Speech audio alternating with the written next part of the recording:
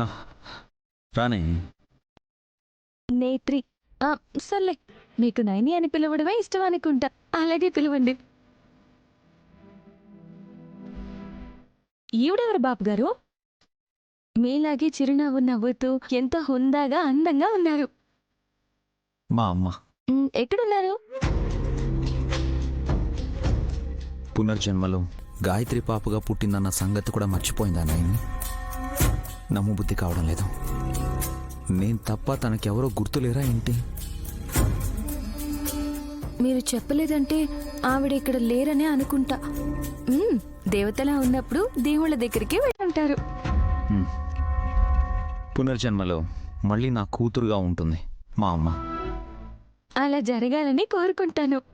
ఎందుకో చెప్పండి. ఎందుకు?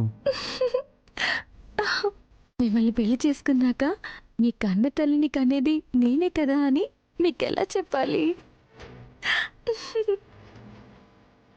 నీకు సిగ్గెక్కువ అనుకుంటా నేత్రి.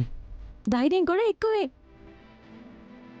అవును, మీరేంటి ఇప్పటి వరకు నన్ను ముద్దుగా నైని అని పిలిచి ఇప్పుడు మళ్ళీ నేత్రి అని పిలుస్తున్నారు? నైని మరి ఇంతలా సిగ్గుపడదని ఆ పేరుతో పిలిచానులే.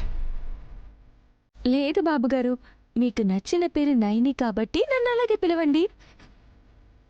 మిమ్మల్ని మొదటిసారి చూసినప్పుడు, మీతోనే జీవితం పంచుకోవాలి అని నిర్ణయించుకున్నప్పుడు మీ ఇష్టానికి తగ్గట్టే నేను కూడా ఉండాలి అనుకున్నాను. I see. నన్ను ఫస్ట్ టైం నువ్వెక్కడ చూసావు? ఊళ్ళో. ఏ ఊళ్ళో? అదే విశాల్. ఏంటి నువ్వు కూడా చెల్లి ఇప్పుడే పరిచయం అయినట్టు మాట్లాడుతున్నావు?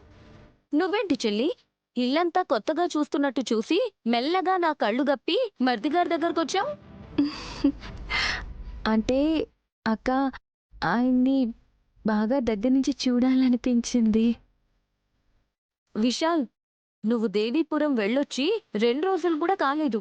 అప్పుడే చాలా గ్యాప్ వచ్చినట్టు మాట్లాడుతుంది, చూసావా?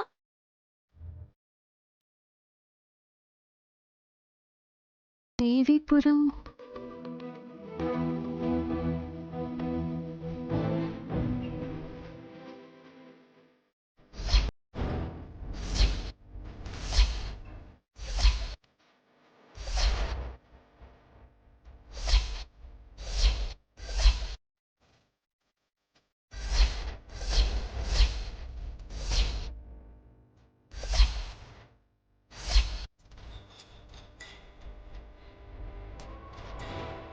ఎందుకో నా మనసులో దేవీపురంలో